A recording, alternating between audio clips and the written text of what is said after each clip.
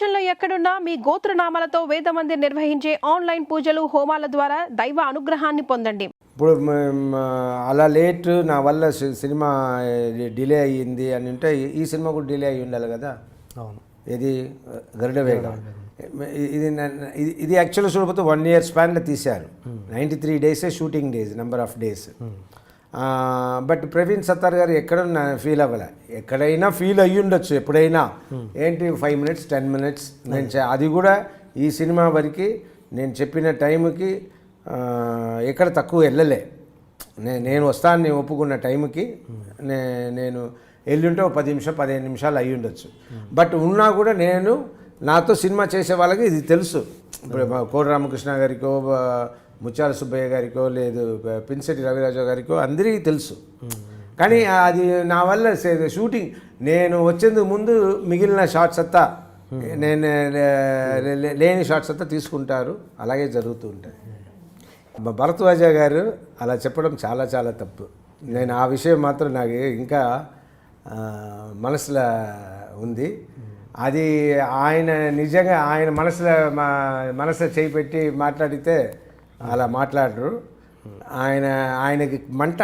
నా డబ్బు దగ్గర 30 లక్షలు నన్ను ఏమార్చొద్దాం అనుకున్నారు. అది కుదరలేదు. దాంట్లో వచ్చిన మంటల్లో మాట్లాడేశారు అంతే.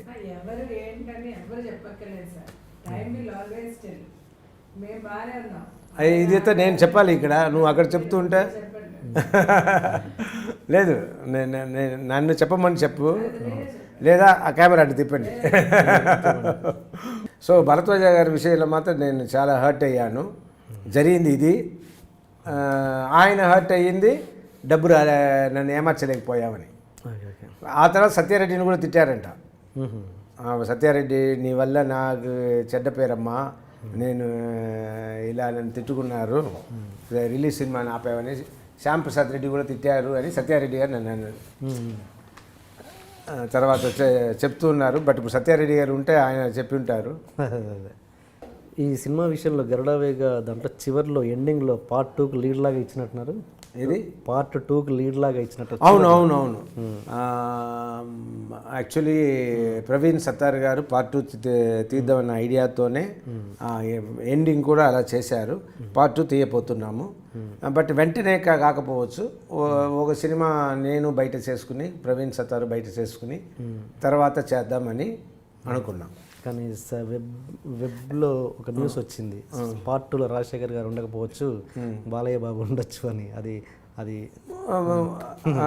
ఉంటే తప్పే ఉంది. అది ఇదాకా వచ్చిందా అని నేను అడుగుతాం. లే అలా ఉండదు. ఎందుకంటే ఇలా కూడా మాట్లాడుతున్నారనేది చూస్తే నవ్వు వస్తుంది. బాలయ్య గారిని యాక్ట్ చేద్దాం, మనిద్దరు కలిసి యాక్ట్ చేద్దాం అని చెప్పింది నేనే. ఓకే, అన్నారు ఆ రోజు. నేనే అన్నాను. నేనే మళ్ళీ మైక్లో కమిట్ చేసి మాట్లాడాను. ఇది కింద ఫస్ట్ మేమిద్దరు పక్క కూర్చొని ట్రైలర్ ఆయన రిలీజ్ చేసి చూసేటప్పుడు నన్ను బాగా అభినందిస్తూ ఉన్నారు. సూపర్, బాగా ఉంది అన్నట్టు నన్ను కొట్టి భలే చేశారు, ప్రవీణ్ కూడా భలే చేశారు, బాగున్నారు అన్నట్టు బాలయ్య గారు చెప్తున్నారు. చెప్పేసి ఆయన దగ్గర అప్పుడు మన ఇద్దరు కలిసి ప్రవీణ్ సత్తార్ సినిమా చేద్దామా సార్ అని అడిగాను. అడిగితే ఓకే బ్రదర్ చేద్దామని ఆయన అన్నారు. తర్వాత కింద వచ్చి వేరే నేను ఏదో చెప్పాలనుకున్నానంటే ఇదే కదా అన్నట్టు నేనే సరదాగా చెప్పాను. చెప్పిన తర్వాత ఆయన నవ్వుకుని చేద్దాం అన్నట్టు చెప్పారు. ఇప్పుడు ఈయనేంట గరుడవేగ Part 2 నేను ఉండనంట, బాలయ్య మాత్రం ఉంటారు. సరే పర్వాలేదు. బాలయ్య బాబు గారు మీరు చేస్తే ఇద్దరు చిన్నపిల్లలు చేసినట్టు ఉంటుంది సినిమా. కరెక్టే.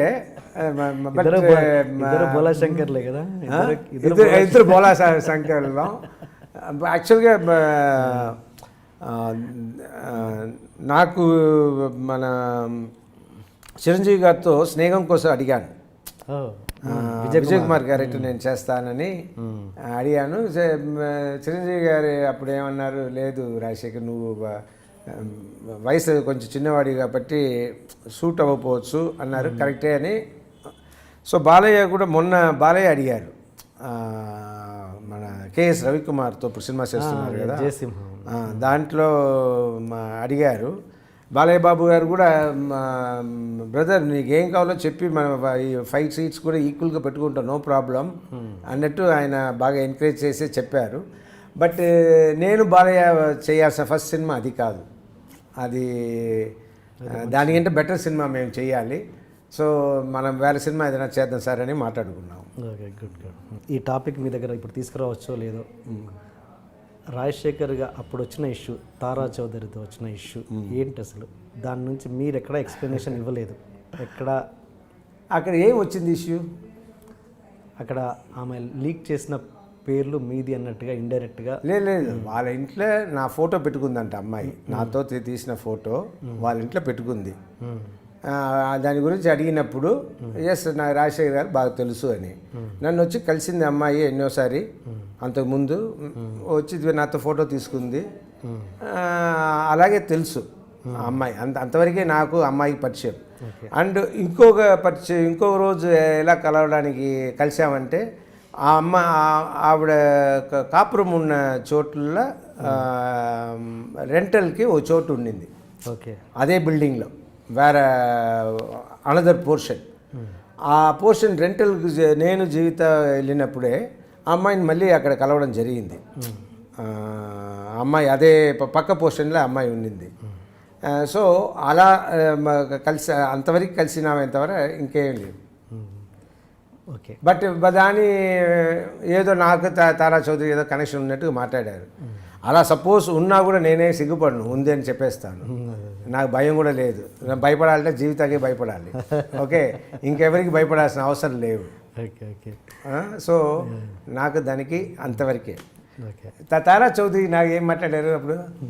మీ ఫోటోలు ఇంట్లో ఉన్నాయని అమ్మాయికి మీకు రిలేషన్షిప్ ఎవరన్నారు అప్పుడు? మళ్ళీ వాళ్ళే అన్నారు, వాళ్ళే రాసుకున్నారు, వాళ్ళే లేదని వాళ్ళు రాసుకున్నారు, వాళ్ళే మాట్లాడారు. నేనే మాట్లాడు, నాకు లేదు అంటే నేను రాముడు కాదు.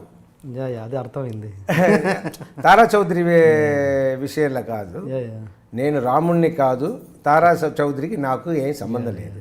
రాముణ్ణి అందులో నేను తారా చౌదరి విషయంలో నేను రాముణ్ణి. ఓకే, కానీ నేను నిజంగా రాముణ్ణి కాదు. రాముణ్ణి కాదంటే ఎలా అంటే నాకు జీవితాతో మాత్రమే నాకు కొన్ని వేరే లవ్వులు ఉండింది. అలా అంటే బిఫోర్ ఓకే, తర్వాత నేను అది తర్వాత కొన్ని యాక్సిడెంట్స్ జరిగి ఉండొచ్చు. మీ ఇండస్ట్రీలో ఒక వర్గం, ఒక రూమర్ అయితే మీ మీద ఎప్పుడు ఉంటుంది, రాజశేఖర్ పెద్ద శృంగార పురుషుడు అని. చిచ్చి అలా ఎప్పుడు ఉండదు. నేను రాముణ్ణి కాకుండా పోయిన సంభవాలు ఒకటో రెండోనే అయి ఉండొచ్చు తప్ప ఓకే, ఓకే. అంత నేను కృష్ణుణ్ణి కాదు.